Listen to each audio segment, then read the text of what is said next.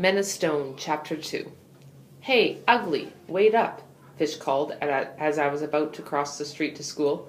I had left home early for volleyball tryouts. "Hey, Fish. Phew, what's that smell? You still sleep with your hamster?"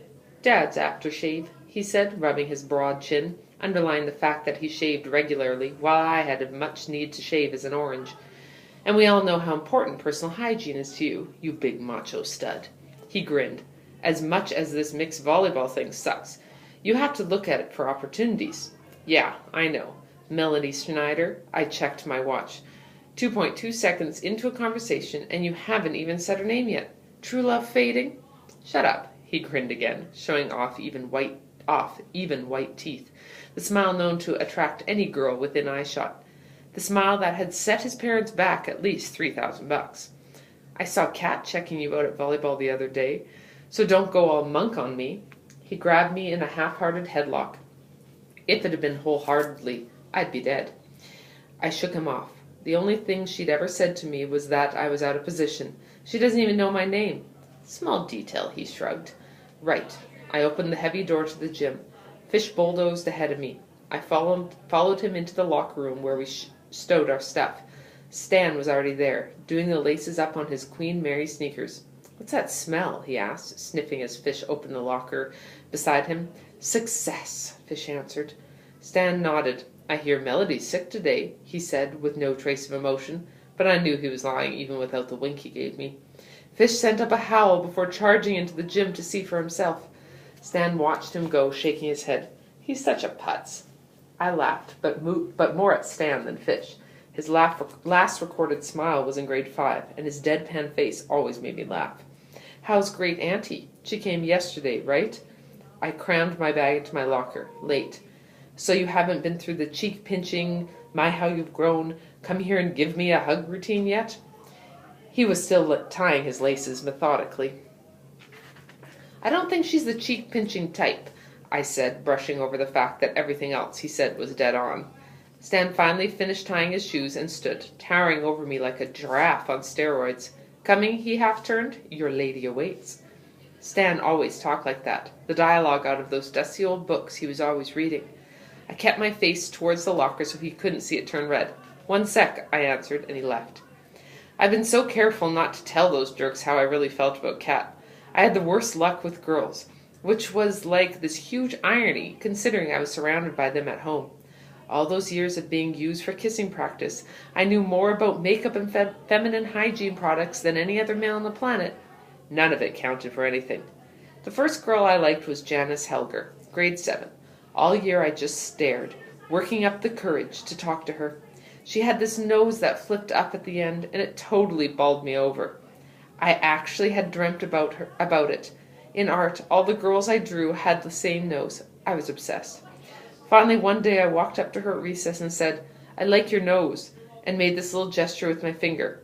This little flipping gesture at my own nose. Later that day I got hauled into the principal's office for a big lecture on, I don't know, respect or something? Mr. Jefferson gave me a detention, and for the rest of the year the girls treated me like gum under a desk. In grade 8 I went to a new school, and I figured, like an idiot, to try again. But not with Janice Helger, who hates me still to this day. Alicia Nadeau. She had long black hair and skin the color of caramel, but I didn't say a thing about any of that because I learned my lesson. I was wise now.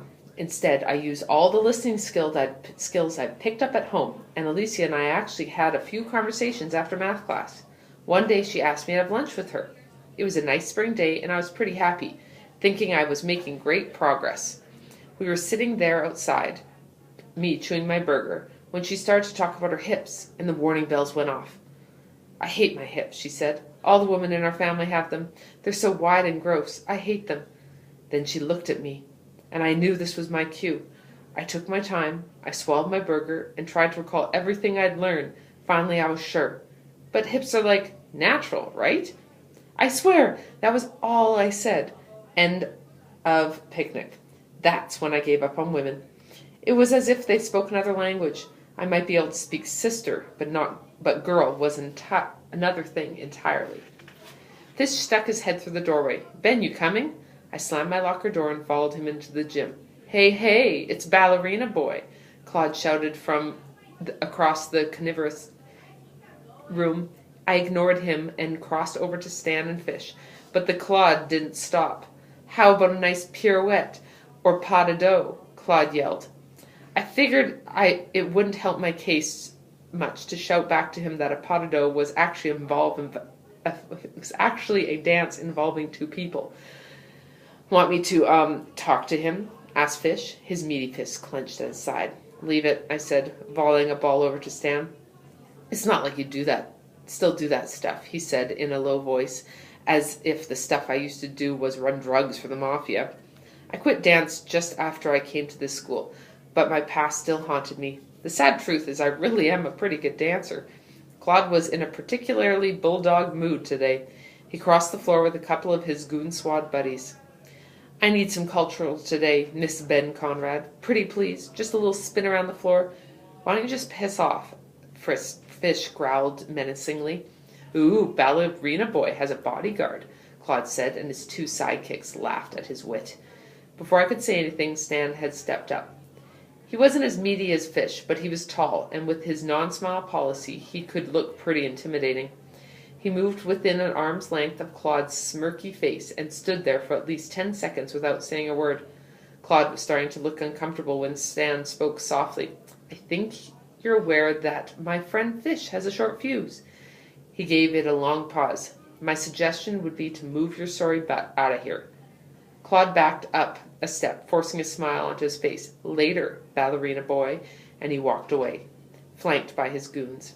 Fish laughed and tried to high-five Stan, but Stan's hands remained at his side. He isn't big on touching.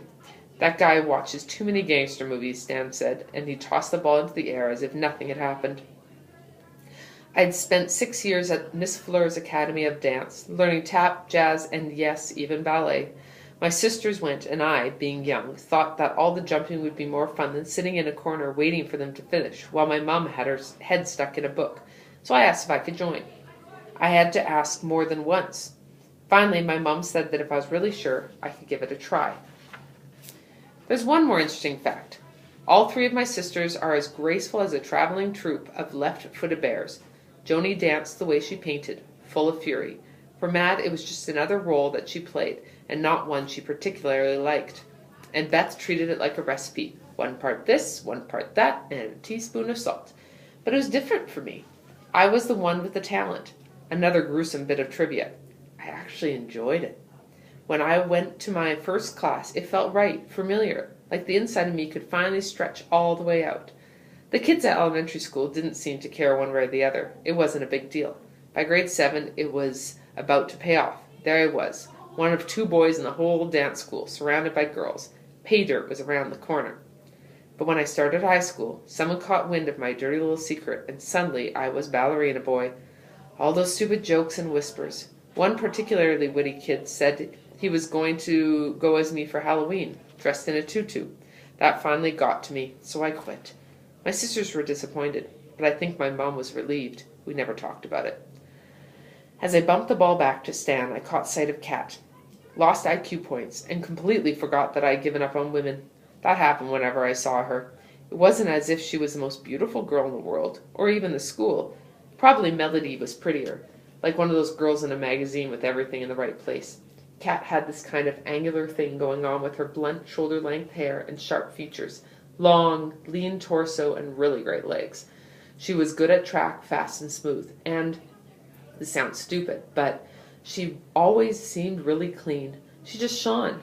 The whites of her eyes were so white they were almost bluish, and so clear you felt like you could walk inside them, and it would feel like a sunny day. I'd only talked to her once. I lasted 4 seconds before elastic bands inside me were popping and fraying. Mostly I watched her from far away. That's why I wanted to be on the volleyball team. I just wanted to be in the same room with her. How pathetic was that? The coach called us to form teams. I walked to the middle of the floor and took a position. Kat was on Claude's team. Just on the other side of the net, I could see the muscles on her face tighten as she got ready, and I got to thinking about what it would be like to touch the side of her face. I wondered if the muscles would relax and if her skin would feel, then crash, right in my jaw. A meteor shower burst in my head, and I went down on my knees. Ever hear of calling service? Fish yelled as I struggled to my feet, holding my jaw. Maybe Conrad could try watching the ball instead of Kat's t-shirt, Claude yelled back. As I straightened up, I saw Kat's already flushed face brighten to the shade of Mad's favorite lipstick. She stood totally still for a second and then walked off the court. As she passed, I had tried to explain, I wasn't I... My throat tightened as though a noose had been pulled. Guys are pigs, she hissed, yanking the girls' locker room door open and disappeared inside. Somebody just shoot me, I muttered to Stan. I'd say, for all intents and purposes, buddy, you're already dead. Claude and his laugh-track friends howled on the other side. The coach yelled for us to play ball. Fish turned around and grinned.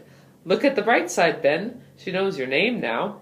I leaned forward with my arms outstretched, waiting for another serve, but all I could see was Kat's embarrassed face, and it made me feel like a slug. End of chapter 2.